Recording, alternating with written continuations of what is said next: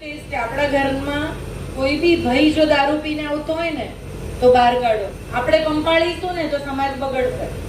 આપણે નહીં પંપાળીએ ને તો આગળ વધવાનું નથી. આજે તમારે ઘરમાં જે વસ્તુ બને છે, હું તો દીકરીઓને એટલું ચોક્કસ કહીશ કે આપણા માટે કેમ સલાહ આવે? આપણા જ માટે સલાહ આવે, દીકરાઓ માટે કોઈ સલાહ નહીં. કેમ દીકરો સમાજ નથી બગાડતો?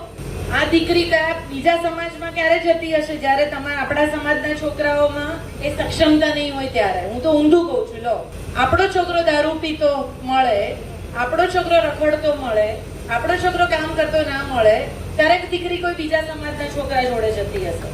એવું કેમ આપણે નથી માનતા? એ કેમ અંદરથી નથી આવતું? દરેક વખતે દીકરીઓને સલાહ કેમ? હું બહેન છું એટલે નથી કહેતી, સમાજ બે પૈડા સરખા હોય ને એની સાથે ચાલે છે. એટલે હું બહેનોને ખાસ કહીશ, તમે બહુ મોટી સંખ્યામાં આજે અહીંયા છો, અને બહેનોને ખાસ કહીશ, બહેનો, આપણે જો ચલાયું ને તો સમાજ બધું જ ચલાવશે.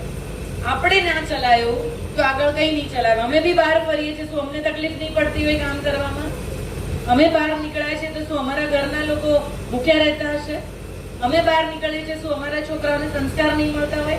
પણ અમે મિશન લીધું કે સમાજ માટે, દેશ માટે કંઈ કરવું છે. એટલે બહેનોને ખાસ વિનંતી કે આપણું સંગઠન બહુ સ્ટ્રોંગ કરો કે જેનાથી આપણે સરસ કામ કરીએ અને આપણે ઉદાહરણીય બનીએ. આપણને જોઈને ભાઈઓ કામ કરે, એવું કેમ ના કરી શકીએ આપણે? એટલે આજે મને અહીંયા બોલાવી, મને નથી ખબર, કદાચ વધારે બોલાવ્યું હોય તો મને માફ કરજો, પણ હું એટલું કહીશ કે ખમીર જે અંદર આપણું પડેલું છે ને એને જગાડો, ફક્ત સેવા માટે. અને એવી સેવા કરીએ આપણે જેને આપણી જરૂર છે. ગરીબને આપણી જરૂર છે, કોઈ નીચી જ્ઞાતિને આપણી જરૂર છે, કોઈને બી આપણી જરૂર છે. આપણે એના માટે ઊભા રહીએ, એ જ આપણી ઓળખ હોવી જોઈએ. મેં મારી ઓળખ બનાવી છે.